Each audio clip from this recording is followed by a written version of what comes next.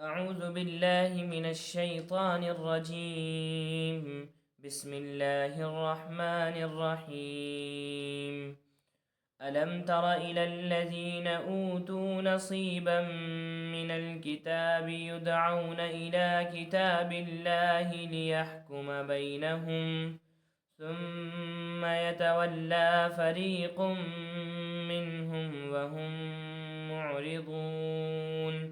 ذلك بأنهم قالوا لن تمسنا النار إلا أياما معدودات وغرهم في دينهم ما كانوا يفترون.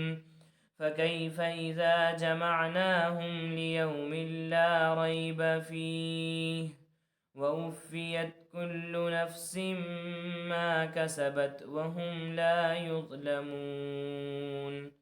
صدق الله العظيم. الحمد لله رب العالمين والصلاة والسلام على سيد المرسلين وعلى آله وأصحابه الغر الميامين. أعوذ بالله من الشيطان الرجيم. بسم الله الرحمن الرحيم. ألم تر إلى الذين أوتوا نصيبا من الكتاب يدعون إلى كتاب الله ليحكم بينهم ثم يتولى فريق منهم وهم معرضون. اس سے پیشتر آیات میں توحید و رسالت کی وضاحت کر دی گئی ہے، لیکن وہ نجران کا عیسائی وفد جو حضرت رسول پاک صلی اللہ علیہ وسلم کی خدمت میں حاضر ہوا تھا، اس نے حق کو قبول نہیں کیا. اسی طرح سے مدینہ منورہ میں یہود، خاص طور سے کعب ابن اشرف جیسے لوگ اس بات کا دعویٰ کر رہے تھے، نحنو اہدی سبیلا، ہم سب سے صحیح راستے پر ہیں، ہمارا مذہب یہودیت وہ بالکل برحق ہے، اس طرح کا دعویٰ ہو رہا تھا. دوسری طرف جیسے خیبر کے یہودی اپنے مقدمات حضرت رسول پاک صلی اللہ علیہ وسلم کی خدمت میں پیش کرتے تھے، اور ایک وہ بد کردار کا واقعہ بہت معروف و مشہور ہے. اللہ کے رسول صلی اللہ علیہ وسلم نے اس سلسلے میں ان کو بتلایا کہ اس شخص کے اوپر حد جاری ہونا چاہیے، اس کو رجم کیا جانا چاہیے، اور اس کا تذکرہ اور یہ سزا تمہاری آسمانی کتاب کے اندر بھی موجود ہے. لیکن یہ وہ طبقہ تھا جو اس حق کو قبول کرنے کے لیے تیار نہیں تھا. اس پس منظر میں اللہ کی طرف سے ان آیات کا نزول ہوا ہے، اور اس میں خاص طور سے وہ بنیادی اسباب جو ان کے انکار اور جحود کا سبب بنے ہیں ان کو اس آیت میں ذکر کیا گیا ہے. یہ کیوں انکار کر رہے ہیں، حضرت رسول پاک صلی اللہ علیہ وسلم کی بات کو کیوں قبول نہیں کر رہے ہیں؟ قرآن مجید کے اس بیان میں سب سے پہلے ان کی اس نالائقی پر اظہار تعجب کیا گیا.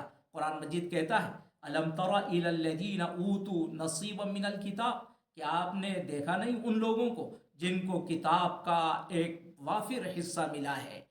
اوتوا نصیبا من الکتاب، علم ترا، یہ علم ترا جو اسلوب ہے یہ اظہار تعجب کے لیے ہے. کیا آپ نے نہیں دیکھا اس طبقے کو جس طبقے کو کتاب کا ایک بڑا حصہ ملا ہے؟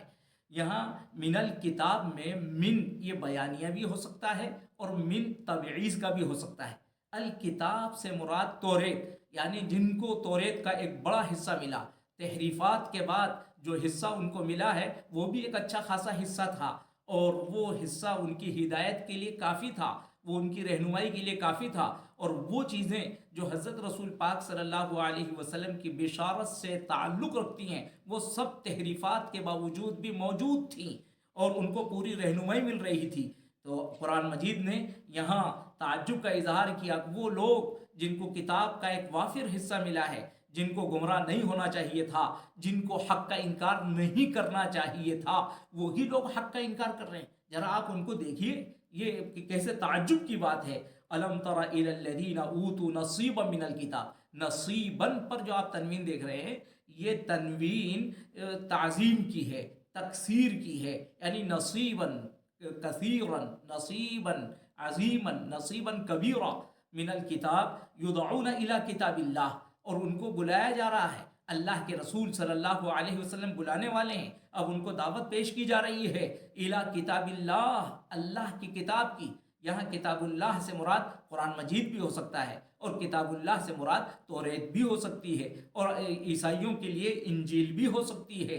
یدعون الی کتاب اللہ، ان کو کتاب اللہ کی طرف بلایا جا رہا ہے۔ وہ لوگ جن کو کتاب دی گئی ہے ان کو انہی کی کتاب کی طرف بلایا جا رہا ہے، لیکن وہ اپنی اس کتاب کو بھی قبول نہیں کر رہے ہیں، اس کتاب سے بھی وہ روگردانی کر رہے ہیں۔ تو یدعون الی کتاب اللہ لیحکم بینہم، ان کو بلایا جا رہا ہے اللہ کی کتاب کی طرف۔ جیسا میں نے عرض کیا، اس سے مراد توریت بھی ہو سکتی ہے، اس سے مراد قرآن بھی ہو سکتا ہے، ان کو قرآن کی طرف بلایا جا رہا ہے۔ لیحکم بینہم، تاکہ یہ آسمانی کتاب ان کے درمیان میں فیصلہ کر دے، فیصلہ سنا دے۔ لیحکم بینہم یعنی ان کے جو اختلافات ہیں ان اختلافات میں یہ کتاب حکم بن جائے۔ اور واقعتاً قرآن مجید ان کتابوں کی تصدیق کرنے والا تھا، ان کے پاس جو مضامین ہیں ان کو تثبیت کرنے والا تھا۔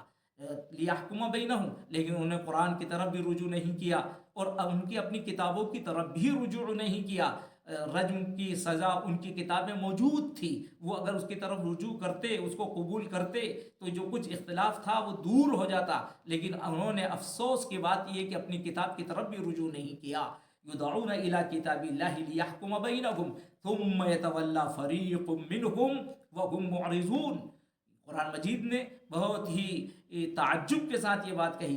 ثم یہاں بھی اظہار تعجب کے لیے ہے کہ اس کے بعد جبکہ ان کو بلایا جا رہا ہے اسی کتاب کی طرف جو ان کو اختلافات سے نجات دے، لیکن افسوس ثم یتولی فریق منہم، ان میں کا ایک گروہ، ایک جماعت، اور یہ گروہ اور جماعت خاص طور سے ان کے احبار کی، ان کے علماء کی جماعت، اس نے اس سے رخ موڑ لیا۔ وَهُمْ مُعْرِضُونَ، اور قرآن مجید نے کہا وہ تو ہے ہی بے رخی کرنے والے، بے اعتنائی کرنے والے۔ یہ وَهُمْ مُعْرِضُونَ جملہ حالیہ ہے، یعنی قرآن مجید نے یہ وضاحت کر دی، یہ جو انہوں نے اعراض کیا ہے یہ کسی شبہ کی وجہ سے نہیں کہ ان کو کوئی شبہ اس میں ہو گیا تھا، یا اس وجہ سے کہ ان کو یہ بات سمجھ میں نہیں آئی، بلکہ در حقیقت ان کی فطرت، ان کا مزاج وہ اعراض ہی کا ہے، انکار ہی کا ہے، اس وجہ سے انہوں نے اس حق سے روگردانی کر لی۔ ذالک بأنہم قالوا لن تمسنا النار الا ایاما معدودات۔ ذالک سے اشارہ ان کے اعراض کی طرف، ان کے جحود و انکار کی طرف۔ یہ اب اس کے بنیادی اسباب، یہ حق کو قبول کرنے سے انکار کر رہے ہیں، اس کے کیا بنیادی اسباب ہیں؟ قرآن مجید ان سے پردہ اٹھاتا ہوا کہا کہ اس کا بنیادی ایک سبب یہ ہے کہ وہ لوگ یوں کہتے ہیں ہمیں آگ نہیں چھوئے گی، ہمیں آگ نہیں لگے گی الا ایام معدودات، مگر گنتی کے چند دن۔ یعنی جہنم کے سلسلے میں وہ یہ عقیدہ رکھتے ہیں کہ ہمیں جہنم میں نہیں جانا ہے، دوزخ میں ہم نہیں جائیں گے۔ اگر اتفاق سے دوزخ میں چلے بھی گئے تو کوئی طویل اور دراز مدت تک کے لیے نہیں، ایام معدودات، چند دنوں کے لیے جائیں گے۔ اور چند دنوں میں ان کا وہ تصور کہ بس ہمارے اسلاف نے گوسالہ پرستی 40 دن تک کی ہے، اگر گئے تو بہت سے بہت 40 دن کے لیے جہنم میں جائیں گے، اس کے بعد جنت میں جانا ہمارا حتمی اور یقینی ہے۔ تو اس طرح کی خوش فہمی، اس طرح کا یہ باطل عقیدہ، باطل نظریہ یہ تھا جس کی وجہ سے انہوں نے حق کو قبول کرنے سے، محمد الرسول اللہ صلی اللہ علیہ وسلم کا اتباع کرنے سے ان کو روکا۔ ذالک بأنہم قالوا لن تمسنا النار الا ایاما معدودات وغرہم فی دینہم ما کانوا یفترون۔ دوسرا ایک بنیادی سبب جو حق کو قبول کرنے میں رکاوٹ بنا ہے وہ یہ ہے وغرہم، ان کو دھوکے میں ڈالا ان کے دین کے سلسلے میں ان باتوں نے جن کو انہوں نے گھڑ لیا تھا، جن باتوں کو گھڑتے تھے، جن باتوں کو انہوں نے خود بنا لیا تھا۔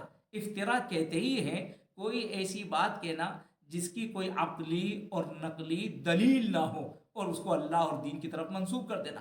بس ایسی بہت سی من گھڑت باتیں جو انہوں نے اللہ کی طرف منسوب کر دی، ان باتوں نے ان کو حق قبول کرنے سے روکا۔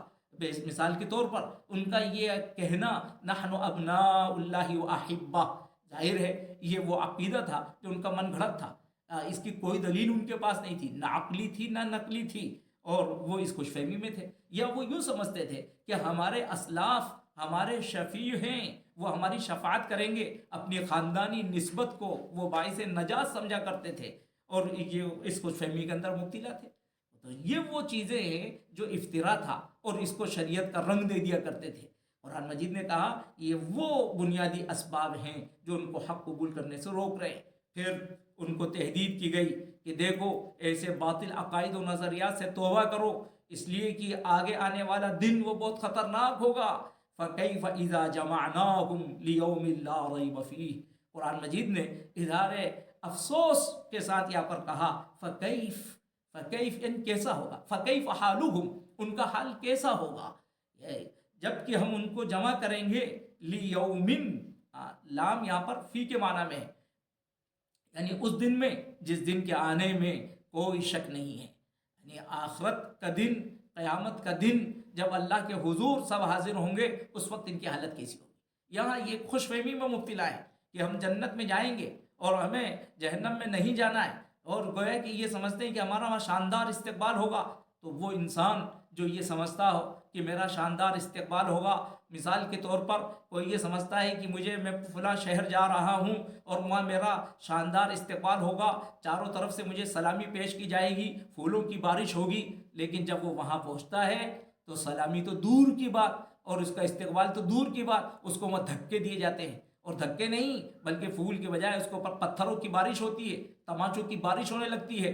تو بتائیے اس کی حالت کیا ہوگی، جو اس خوش فہمی میں پہنچ رہا ہے کہ میرا شاندار استقبال ہوگا اور اس کے ساتھ یہ ذلت اور رسوائی کا معاملہ پیش آؤ۔ تو قرآن مجید نے اسی طرح سے کہا کہ یہ اس خوش فہمی میں مبتلا ہے کہ جنت میں ہمارا استقبال، جنت ہماری تیار، لیکن وہاں ایسا نہیں ہوگا۔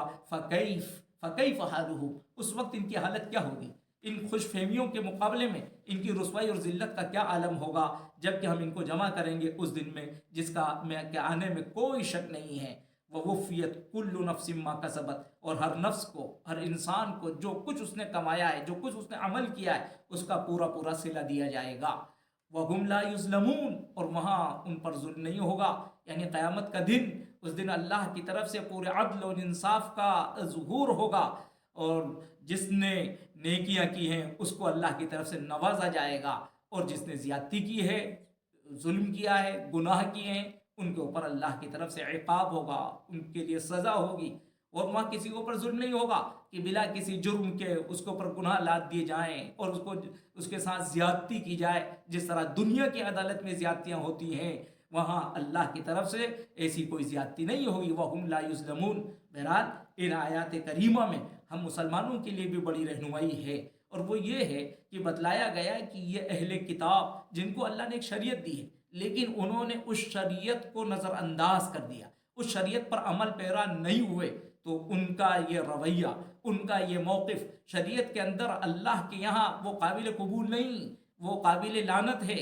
اسی طرح سے وہ مسلمان جو اپنا آپ کو شریعت کا حامل سمجھتے ہیں لیکن اس کے باوجود وہ شریعت پر عمل پیرا نہیں ہیں، تو یہ آیات انہیں بھی متوجہ کر رہی ہیں کہ یہ ان کا طریقہ بارگاہ الہی میں مقبول نہیں، مطرود ہے، اس پر خدا کی طرف سے لعنتیں برستی ہیں، انسان خدا کی رحمتوں سے، عنایتوں سے محروم ہو جاتا ہے۔ اس لیے ان آیات سے ہم مسلمانوں کو یہ رہنمائی ملتی ہے کہ جو کچھ شریعت اللہ نے ہمیں عطا فرمائی ہے اس شریعت پر ہم عمل پیرا ہوں، ایسا نہ ہو کہ ہماری روش بھی ان اہل کتاب یہود اور نصارہ کی طرح سے ہو جائے جن کے پاس شریعت موجود تھی، جن کے پاس ہدایت موجود تھی، لیکن انہوں نے اس ہدایت سے کوئی فائدہ نہ اٹھایا۔ اللہ ہماری حفاظت فرمائے، اور قرآن مجید جو اللہ کی طرف سے کتاب ہدایت ہمیں دی گئی ہے اس پر عمل کرنے کی، اس سے زندگی میں رہنمائی لینے کی توفیق عطا فرمائے۔